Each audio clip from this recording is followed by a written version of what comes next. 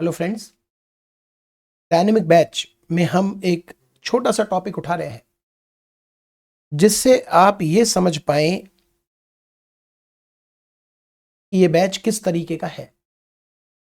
ये है हमारा interpretation book, section 115 double B हम डिस्कस कर रहे हैं। टॉपिक है टैक्स रेट, बीच से उठा रहे हैं जस्ट फॉर योर डेमोन्स्ट्रेशन। जानते हैं आप सब इस इनकम को, इसी वजह से मैंने ये उठाया है ताकि आप इसको समझ पाए। Section 115 B B double B, ये है winning from lottery, crossword puzzles, race, card game, इन सब के ऊपर टैक्स। चलिए तो शुरू करते हैं। सबसे पहले इंटरप्रिटेशन बुक से हम ये देखेंगे कि सेक्शन 115 बी बी क्या कहता है। 115 बी बी क्या कहता है?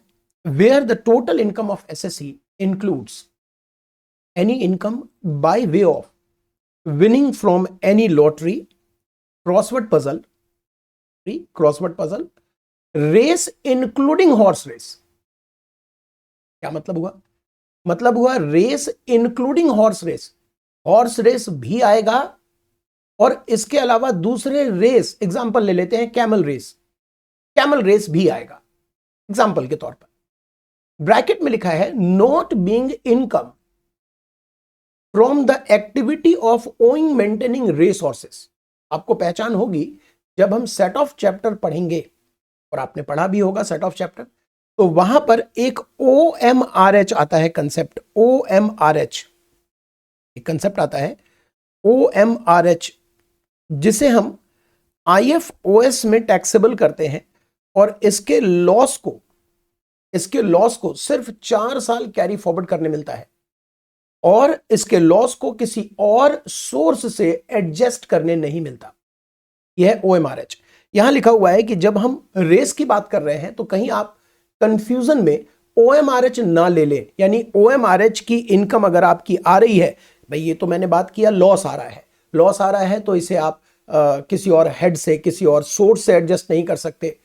4 साल तक ही कैरी फॉरवर्ड करने मिलता है। सेट ऑफ में हम पढ़ेंगे इसे डिटेल में, ठीक है। लेकिन अगर प्रॉफिट आ रहा है तो प्रश्न उठता है कि अगर आपके पास OMRH की प्रॉफिट इनकम आ गई तो आप इस पर टैक्स कैसे लगाओगे? क्या टैक्स का रेट होगा? आंसर है नॉर्मल इनकम। इसे मानिए, आंसर है आप इसे नॉर्मल इनकम मानिए और नॉर्मल इनकम के हिसाब से टैक्स लगाइए। जैसे इंडिविजुअल HUF है तो स्लैब लग जाएगा इसके ऊपर, कंपनी है, पार्टनरशिप फॉर्म है तो फ्लैट रेट लगेगा।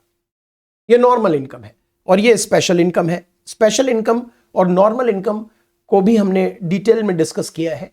चूंकि ये डेमोन्स्ट्रेशन है इसलिए पीछे हम नहीं जा सकते, बैक नहीं जा सकते। जब इस चैप्टर को आप शुरू करेंगे तो सबसे पहले हमारा जो डिस्कशन होता है वो डिस्कशन यही होता है। मैं थोड़ा सा दिखा देता हूं। सबसे पहले हमारा डिस्कशन होता है normal income versus special income. Normal income versus special income. जो स्पेशल इनकम होता है उसके ऊपर इनकम बेस्ड टैक्स रेट लगता है। मतलब हर इनकम के लिए टैक्स का रेट अलग है।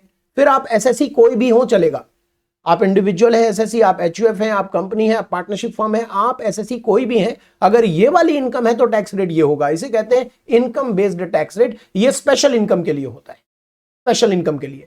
और इसका tax rate income tax act में प्रोवाइड होता है। सबसे खास बात, इसका जो टैक्स रेट है वो इनकम टैक्स एक्ट में प्रोवाइड होता है। जबकि दूसरी तरफ अगर हम नॉर्मल इनकम लें, जो स्पेशल नहीं है वो नॉर्मल है, और स्पेशल कौन कौन सा है वो भी हम देखेंगे। अगर हम नॉर्मल इनकम लें तो नॉर्मल इनकम के ऊपर जो टैक्स रेट होता है वो एसएससी वाइज होता है।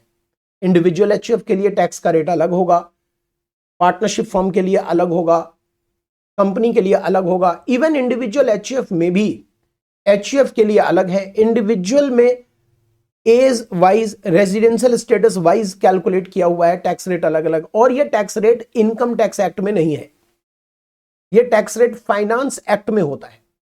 तो दोनों में फर्क को समझिएगा। नॉर्मल इनकम पर जो टैक्स रेट है, बहुत आराम से पढ़ना है, हड़बड़ा के नहीं पढ़ना है, ध्यान से सुनना है, शांत होकर सुनना है। नॉर्मल इनकम पर जो टैक्स रेट है वो फाइनेंस एक्ट में होता है, जो कि हर साल आएगा और हर साल बदलने की गुंजाइश रहेगी। जबकि स्पेशल इनकम के ऊपर जो टैक्स रेट है वो इनकम टैक्स एक्ट में होता है और जिसमें बदलने के चांसेस कम होते हैं। किसी बजट में अमेंडमेंट आ गया तो बदला, अदरवाइज वो चलता रहेगा। फर्क समझे? अब हम वापस आते हैं जहां हम पढ़ रहे थे। जब आपके पास बुक प्रोवाइड कर दी जाएगी तब आपको और भी अच्छा लगेगा पढ़ने में। तो जब हम पढ़ रहे थे सेक्शन 115 BB, ये इनकम टैक्स एक्ट का है। तो ये सेक्शन अगर इनकम टैक्स एक्ट का है और ये टैक्स रेट बता रहा है तो बात साफ हो गई कि ये स्पेशल इनकम के ऊपर टैक्स रेट है। ये कहता है winning from lottery, crossword puzzles, race including horse races.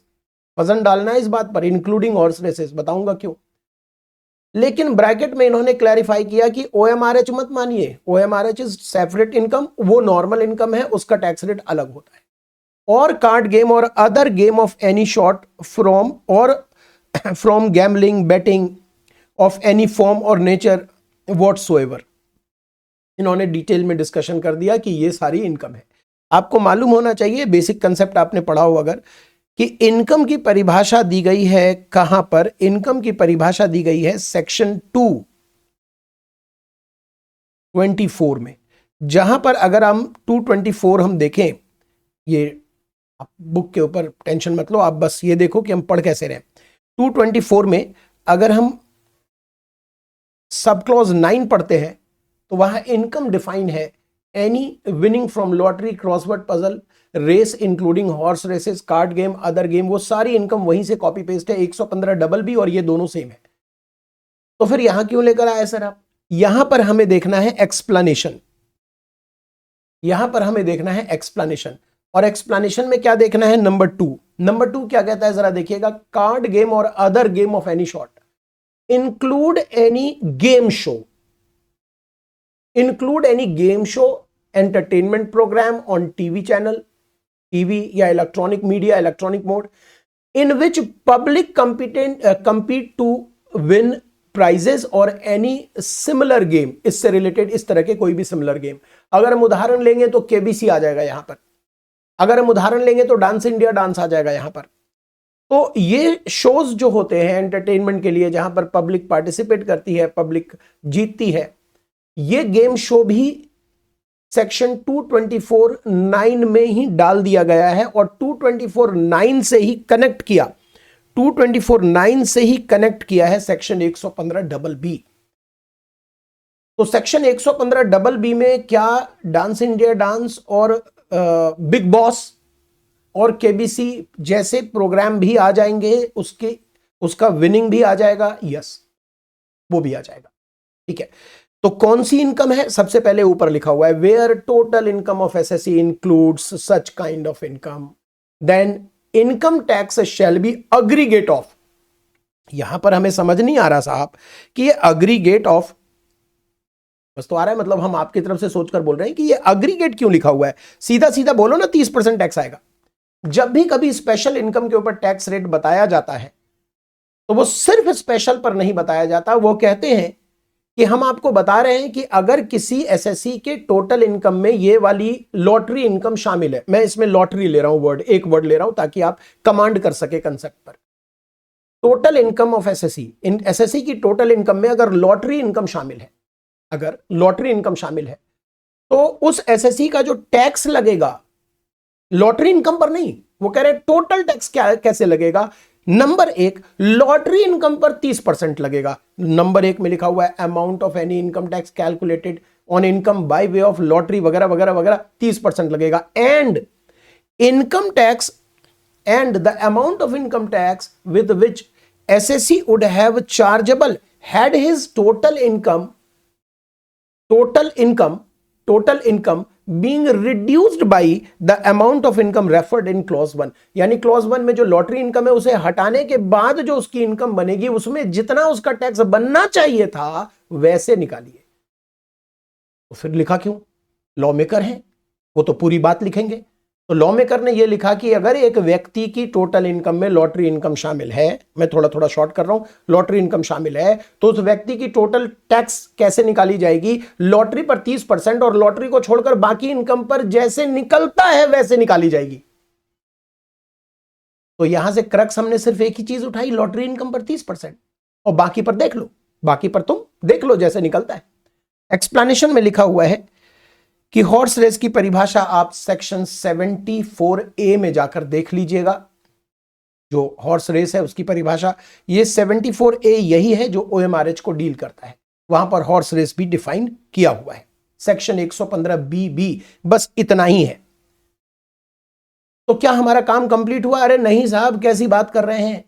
Multi dimension view लेना पड़ेगा एग्जाम के क्वेश्चन के लिए। फाइनल में हो, फाइनल के बच्चे हो, सिर्फ लॉटरी इनकम पर 30% टैक्स आएगा इतना सुनकर नहीं बैठना है, मल्टी डायमेंशन व्यू लेना पड़ेगा।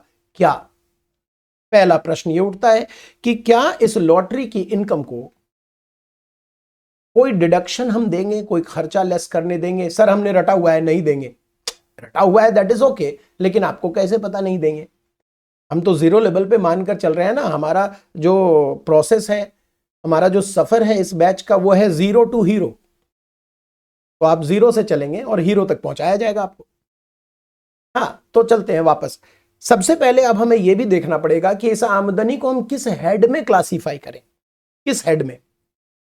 सर बड़ा आसान है सर, आईएफओएस में। लेकिन आपको कैसे पता? सर हमने इंटर में पढ़ा था आईएफओएस में। लेकिन मेरी बात सुनिए, 5 हेड्स है, सैलरी ये नहीं बनेगा, हाउस प्रॉपर्टी नहीं बनेगा, कैपिटल गेन नहीं बनेगा, लेकिन पीजीबीपी और अदर सोर्सेज में एक तो चुना जा सकता था। फिर आपने अदर सोर्सेज क्यों चुना? क्योंकि अदर सोर्सेज तो कहता है कि जो इनकम प्रीसीडिंग हेड में नहीं आएगा वो अदर सोर्सेज है। मान लीजिए कोई ये कहता है कि लॉटरी खेलने का मेरा पेशा है, रोज सुबह उठकर तैयार होकर मैं लॉटरी में लग जाता हूं, मैं कार्ड गेम में लग जाता हूं, मैं गैमलर हूं, मैं हूं ही गैमलर, नाम ही मेरा गैमलर है, तो कार्ड गेम ही अपनों को खेलना है, सुबह से शाम तक यही खेलता हूं, इसी से घर परिवार चलता है, तो आप कैसे इसे अदर सोर्सेज बोल सकते हो? ये तो बिजनेस इनकम है। वो अगर लड़ने लगे कि ये बिजनेस इनकम है तो कैसे बचाओगे उसे? कैसे जीतोगे उससे कि नहीं ये अदर सोर्सेज है, हमने तो इंटर में पढ़ा था? ऐसे चलेगा क्या? ऐसे नहीं चलेगा। फिर कैसे चलेगा सर? देखिए, वैसे तो बात में उसके दम था, ये पीजीबीपी इनकम हो सकती थी, और अगर ये पीजीबीपी हो जाती तो आईएफओएस हमें काटना पड़ता।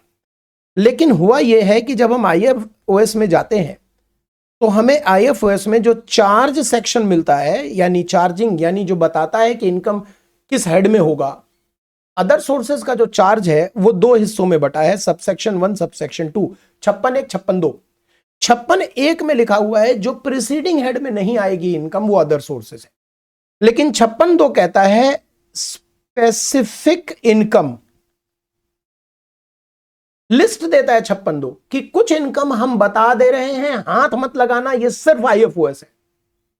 अगर मैं देखूं अदर सोर्सेज में ले चलूं आपको, अगर तो अदर सोर्सेज में अगर मैं लेकर चलता हूं आपको, और यहां पर हम देखें अगर, तो अदर सोर्सेज में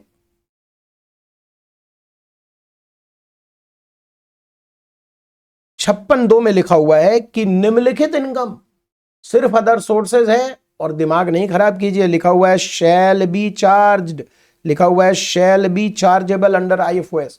तो आप पे ऑप्शन नहीं है इन इनकम्स के लिए। जैसे डिविडेंड लीजिए, बड़ा डेंजरस है। अगर मैं डिबेंचर के ब्याज को पूछूंगा ना आपको, तो डिबेंचर का ब्याज किस हेड में जाएगा, तो आप आईएफओएस नहीं बोल सकते डायरेक्टली। हो सकता है मैं सिक्योरिटी ट्रेडर हूं, सिक्योरिटी मेरा स्टॉक इन ट्रेड है, ऐसे में जो ब्याज है, इंटरेस्ट है, वो पीजीबीपी में जाएगा। और अगर मैं ट्रेडर नहीं हूं, इन्वेस्टमेंट कर रखा है सिक्योरिटी में, तो जो ब्याज है वो आईएफओएस में जाएगा। यानी चॉइस आ गया ब्याज को लेकर। लेकिन डिविडेंड को लेकर, जो कि ब्याज जैसा ही है भाई, डिबेंचर पर ब्याज है तो शेयर पर डिविडेंड है, आमदनी का नेचर तो एक जैसा लग रहा है, लेकिन डिविडेंड को चूंकि 56(2) ने क्लासिफाई कर दिया, 56(2) ने क्लासिफाई कर दिया, तो 56(2) जिस इनकम को क्लासिफाई कर देगा 56(2), उसे आप छेड़ नहीं सकते, वो बंद गया। तो डिविडेंड हर हाल में आईएफओएस है। बड़े आश्चर्य की बात है, अगर मैं शेयर ट्रेडर हूं तो डिविडेंड को पीजीबीपी में जाना चाहिए था, लेकिन वो आईएफओएस है। उसी तरीके से यहां पर नेक्स्ट पॉइंट दिया हुआ है कि लॉटरी इनकम, और वो same as it is section 224(9) जो अभी आपको मैंने दिखाया, वो आईएफओएस होगा। बात खत्म हो गई। तो आपको कैसे जीतना है किसी से? अगर एग्जामिनर पूछता है कि क्यों आईएफओएस है, अगर गैमलर चाहता है कि पीजीबीपी हो, तो क्या करेंगे आप कहेंगे 56(2) ने कवर्ड किया है, इस वजह से सिर्फ मजबूरन ये आईएफओएस है। वापस आते हैं साहब, ये तो डिसाइड कर लिया हमने कि ये इनकम किस हेड में जाएगा। अब दूसरा, कैलकुलेट कैसे करना है, इनकम किस हेड में जाएगा, इनकम की कैलकुलेशन कैसे होगी, फिर टैक्स लगाना है ना। तो इनकम की कैलकुलेशन कैसे होगी? साधारण रूप से अगर देखें तो किसी इनकम में भी हम डिडक्शन देते हैं, आईएफओएस में भी डिडक्शन है, कि अगर उस इनकम को कमाने में आपने कुछ खर्चा किया है तो उसका डिडक्शन आपको मिल जाएगा। कहां मिलता है सर डिडक्शन? सेक्शन 57 कहता है आईएफओएस का कि किसी इनकम को अगर आप आईएफओएस मानते हो तो उसको कमाने में जो खर्चा हुआ है वो 57 में डिडक्शन के रूप में घटा दिया जाएगा। लेकिन एक समस्या है और वो समस्या है ये कटप्पा मामा। ये कटप्पा मामा है, हाँ बिल्कुल, बाहुबली वाले कटप्पा मामा। क्यों सर ये कटप्पा मामा है? क्योंकि इन्होंने कुछ नहीं देखना, दिमाग ही नहीं रखते ये भाई साहब। ये तो दिमाग कहते हैं, दिमाग तो लगाना ही नहीं है, हमें सिर्फ आदेश का पालन करना है।